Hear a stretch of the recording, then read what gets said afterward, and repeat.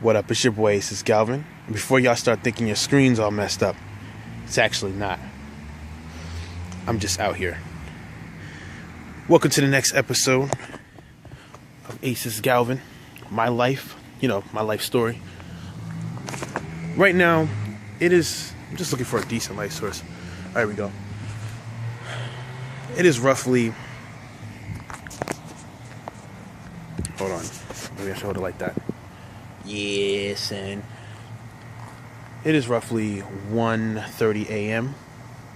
January 31st, 2014. Now, there's a reason I'm out here. Normally, I get off at 11, so I'm up pretty late. I was actually out here walking around talking on the phone last night to one of my peoples. But I'm actually out here tonight to give you guys another episode. And there's a reason I picked tonight as well, because tonight is technically it's literally from this moment right now, 10 years ago is that when that picture was taken. So this is definitely a good time, a good opportunity for me to really take this time, being that I'm out here, to really let you guys into kind of how I feel about the whole situation and just give you guys some more insight, just more of an insight. This is kind of like one part of an episode. So it's going to be like two parts today. You guys will get two. But yeah, y'all, it's interesting. I gotta admit, being out here, temperature's a lot warmer than what it was when I was 10 years ago. But it's just crazy when I think about, me going over all these situations that I've been in and thinking about all that stuff. And it's like, I've been really on it lately because I've been thinking about it on a daily basis because I have to make the videos I've been making. So really putting myself back in that situation again, it's like, that's crazy. That's really crazy to me. So, let's walk down this way. You guys may see me black out a little bit, but it's crazy to think about it, because it's like one of those things where, literally 10 years ago, that's a long ass time. 10 years ago, things were completely different. Now, I'm not saying I don't like my life now, and I don't appreciate the way I have things, and appreciate my wife and things like that, but this is for the means of you guys getting to know who I am. So I'm really going to bring it there. I'm really going to take you guys in, and I really want to, kind of really go pretty hard when it comes to this stuff. So, that's how I feel about it. So let's see. So yeah, overall, man, 10 years ago, when I think about these things, a lot of y'all have had girls, a lot of y'all have had situations and things similar to what I've done. And I can tell you guys in retrospect, it really falls on to what you get from each one of your experiences. I can tell you guys, when I sit out here and I think about, damn, I've been through this, I've been through that, it's kind of crazy. Just to give you guys an example, if this was 10 years ago, she would literally be with me right now. We'd be getting ready to drop her off. And I just find that interesting. It's very interesting to me. So being out here, I would just want to kind of go over a few things. I don't want to be rambling about actually nothing. But this is an episode, and I'm going to let you guys in. So I'm going to let you guys know a little bit more. A little bit of retrospect. Because I know a lot of people are probably like, why is it that, Ace, you really was on that companion stuff at 14? Isn't that a little young? Is that a little young to be on something like that? Let me explain something to y'all. When I was young, I was very introverted. So I didn't do much. I didn't really deal with many people. I just kept to myself. And another really weird thing about it was I was heavily observant. So like I said, like I told you guys before, I never seen love like that. You know what I mean? It just wasn't apparent to me. So I'd watch these movies, and a good example of that, I'd watch a movie I don't know, just any random movie. And you always got those love plots in those movies, and you'd be like, damn, I want that kind of stuff. I used to wonder if that existed or if that was just stuff in the movies. That's what I literally wondered. I was like, is that really exist, or is that just stuff in the movies for real? That's what I was wondering.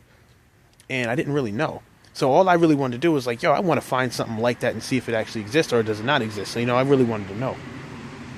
So, going through, being in those situations I was living in a dream.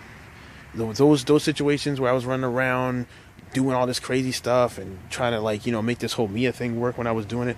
All that was because I was trying to do something that I didn't even know. It was almost like not believing that there's a daytime, because you're just up at night all the time, and then you finally just stay up one night. Does that make sense?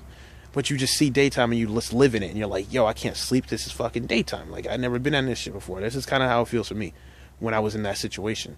So when I tell you guys these stories, you really understand the emotional connection I had to everything, because the simple fact that I was in that.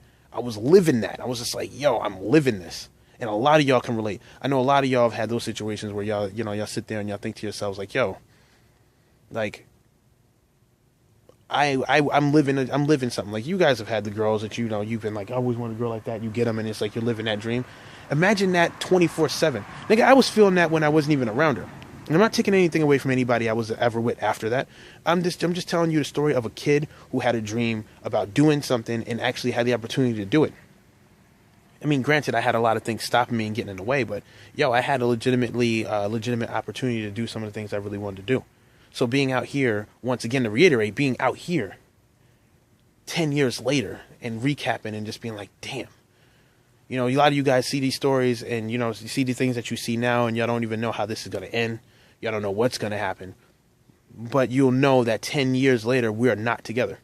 So when you guys find out, exactly everything else, it's going to be like, yo, damn, that's really crazy.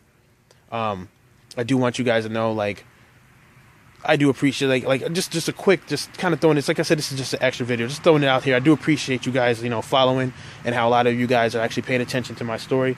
It really does help. It's very therapeutic to get this out to you guys. It really is. It's like going back and telling you guys this. I'm just hoping that it can help with at least one of you guys, just one. If it's just one person that it helps, then that's worth it, because I never had that guidance. That's another thing you guys don't know. I never really had a father figure like that. And this is another important thing in this whole thing. Like I said, my whole childhood was kind of scrambled all over the place. To get into that, we might as well use this episode for that since, it's a personal episode. When I was younger, hold on. We still outside though, you know what I'm saying? We still in the hood though, like you know what I'm saying? No, but seriously though. When I was younger, my father wasn't around like that. He was around, but that nigga wasn't around like at all. He was around, but he wasn't. He was around as in I could walk to his house, but he wasn't around. So most of the things that I went through, I had to learn the hard way. And that really sucks, yo. Learning things the hard way. But, my childhood was pretty crazy. The simple fact that I was isolated. I was pretty much to myself all the time. All I would do is just sit in the house and listen to jazz music, smooth jazz. And I would just sit there, listen to it, examine it, really love it, just keep listening to stuff. Like, music was mad heavy with me when I was younger. It got me through a lot of arguments. I was in a very argumentative home, so I was always hearing screaming and y'all yelling and fucking all kinds of nonsense. And it wasn't cool, son. It wasn't cool. This is why you guys see me being the kind of dad that I am, because I'll never do things like that. You know what I mean? I'm not gonna have my daughter live in that kind of life. But for me, that's what it was. My only refuge was music. And on top of that, the idea of, yo, like, let me, is this all there is? I mean, if you only know what you've been taught, right? That's what I used to wonder. Is this all there is? Is this really all there is? Is my whole life is that what I'm going to see? A bunch of niggas trying to be fake thugs? And then, like, people being more attracted to materialistic things and love? It may sound soft to some of y'all because that's the life y'all live, but to me, I wasn't about that. I've always been a pretty much sentimental person. Always wanted to know certain things and, explore and be free-spirited. This is why I had the life I lived. But a lot of y'all can relate. A lot of the people that relate to my music are a lot of people that can relate to what I'm talking about because y'all know what this is. So all of this, the stories, the everything, it all plays together. It all plays its part. And I'm really glad I can actually share that with y'all because it really does mean a lot to me. So even being out here right now with y'all at the 10-year mark of all this nonsense when it initially started, because initially, we're going to walk back over this way, by the way. Initially, when all this started, it started from that one day on January 31st, because that was the day I was like, you know what? That's the first time I'm going to give somebody 100%. I didn't know what was going to happen. Honestly, I thought I could get screwed over, get played, all kinds of stuff. I had no idea what I was going to get myself into. It's just I decided to take that risk because I really wanted to prove if it was existed. And I knew that the only way you could prove something like that is if you step up to the plate and just do it. So I did it. And mind you, going 100% in like that, it destroyed me later on. I had to rebuild myself back together. Like, y'all doesn't really understand, but y'all will see when it gets to that point. And like I said, I'm glad that y'all here for the ride. I'm going to consecutively bring these to y'all. Because, like I said, I want you guys to know who I am. So that way, when this is all said and done, when we're done with all these episodes, when we catch up to current day life, and you get to see like what I went through to get to where I'm at now, when that happens, we'll be one. That may sound gay, but it's not. When that time comes, you guys will know me, and everything that I do will kind of make some sense. Why I don't do certain things, why I do certain things, why I make certain songs, why I do certain things, why, all that'll make sense.